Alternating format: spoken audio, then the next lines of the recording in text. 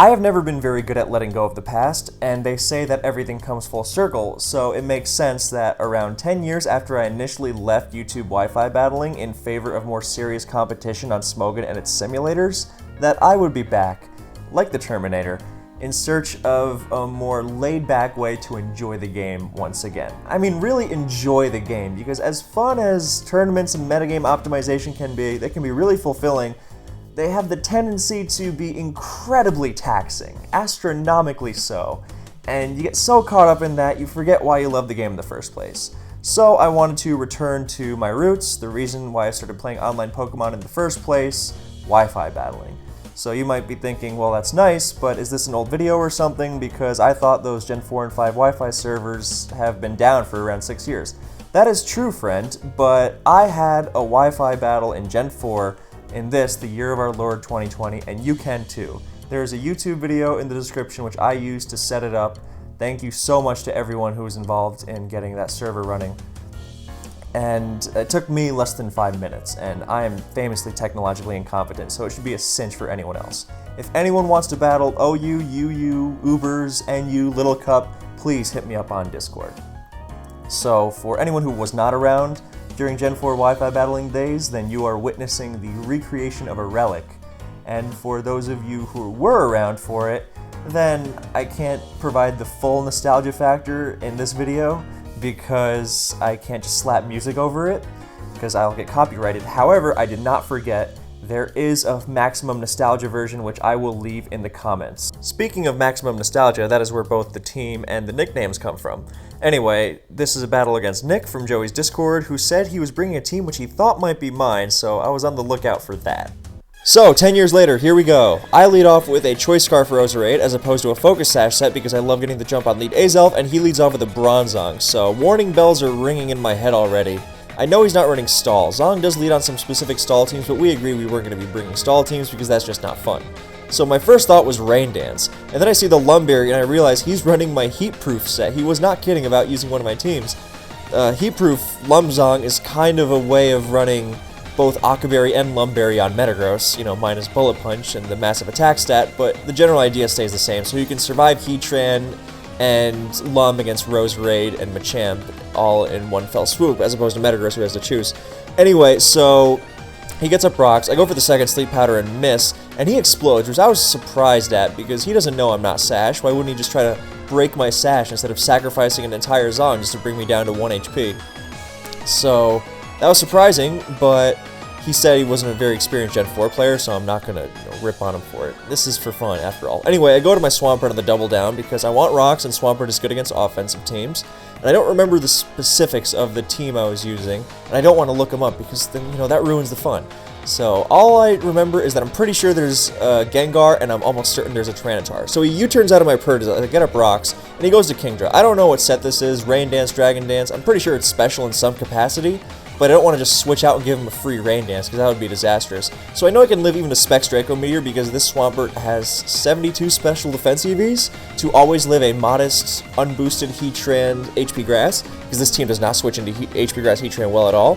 So I live the Draco Meteor, get a big Earthquake on it. Now the Swampert does have Protect, but I didn't want to Protect because I'm at such low health, it's not going to matter against anything else, and I don't want to give him any ideas and have him switch out on the next turn, as opposed to going to my Choice Band Scizor on the -2 Kingdra for relatively free. Now, I thought about this for a while, because this is a very free turn for Scizor to wreak some havoc. Do I want to U-turn on the switch? Do I want a Superpower? I don't think there's a Heatran. There might be a Magnezone. Overall, I make the worst move in Pursuit. Not only is it the worst because I don't even get to kill the Kingdra, but it's because I don't know what he has yet on his team, and this is a fundamental mistake of DPP. You have to know as much as possible about the other team. Now, I could easily blame, oh, how was I supposed to know he had a Lucario? Well, I don't know his team yet, and I didn't have to go for that Pursuit at all, because I have an Infernape, a Specs Latias, and a Napoleon, and a Pert, which I can easily sack. Kingdra was not a threat. If Pursuit had killed the Kingdra, like, cleanly, then that would have been fine. But now it dies a Stealth Rock and he gets a sack later in the game, which can be huge in offense-on-offense games. So that was a fundamental DPP error on my end. Especially because I don't have a good answer to this Lucario, because in a fit of nostalgia, as opposed to the choice band Infernape, which was picking up steam around the time Gen 4 ended, then I decided to go a little further back and go to the physical mixed Life Orb Infernape with Mach Punch, Close Combat, U-Turn, and Overheat. So with Life Orb, I come up short on the Lucario. Not only do I come up short on the Lucario, but it doesn't even take it out with Life Orb, so I don't even get to go on a double down. So Scizor is going to live the +2 extreme speed, but it's going to get chunked into Stealth Rock range, so that set me back a lot. I should have U-turned. Superpower maybe because Magnezone was very likely, so, or U-turn just to play it safe and bring in my other offensive threats. There's no way his team was going to be handling Infernape well. So that was not DPP being bad, as some people would say, because it has, you know, unrevealed threats, but a fundamental error on my part. So don't, you know, pursue blindly against a team like that. The reward wasn't even very big. So anyway, I'm locked in a Bullet Punch. The good news is I know there's a T-Tar because this is in the pre-Latias era, and checking Zapdos with the offense is a nightmare, so I stuck T-Tar on all my offensive teams. And I'm pretty sure there's a Gengar because I remember really liking it on those kinds of Bronzong offense teams. So CV Bullet Punch is a massive threat, so his Flygon is forced to take a lot of damage. At this point, my only hope is to set up my Empoleon and sweep, which is not all that unrealistic. I'm just really hoping that the T-Tar is Choice Banded, which I'm pretty sure it is because this kind of team needs all the help it can get against Hippo Stall, and no amount of Expert Belt Ice Beams is going to break Hippo without a lot of luck. So you want those Choice Band crunches and maybe even Ice Punches against it. So I need to... This is what Latias does really well. It forces choice pursuits, which then get abused by things that set up, like Lucario, as you saw on the other end, and here with Empoleon.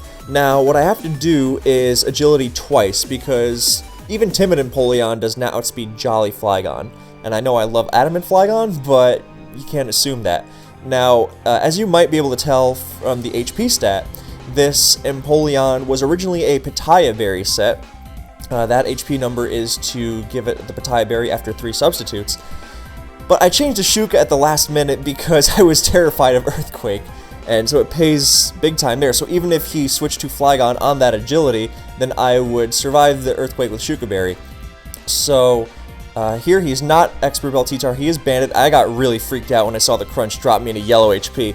But I checked the calc, and even with Rocks up, Choice Band T-Tar will never 2-hit KO Empoleon with Crunch, barring, you know, obviously a defense drop or a crit.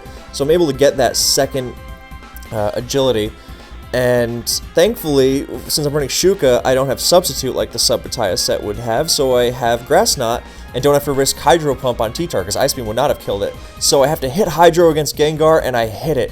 So he ended up having the Gengar after all, so that was awesome. And now I will outspeed the Flygon, and that will be game. So, good game, Nick. Thank you guys for watching. I hope you enjoyed. I hope to have a lot more Wi-Fi battles. Hopefully where I make less humongous errors like that Pursuit. So this is a fun one.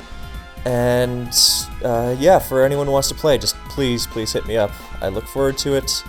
And not a lot of rules. Just, you know, don't stall. You know, if I wanted to play annoying stall teams, I'd just go on the ladder. So.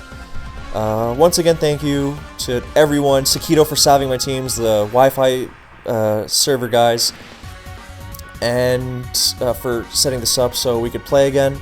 You guys for watching, and yeah, I look forward to having a lot more of these in the future, so hit me up, and thank you once more for watching.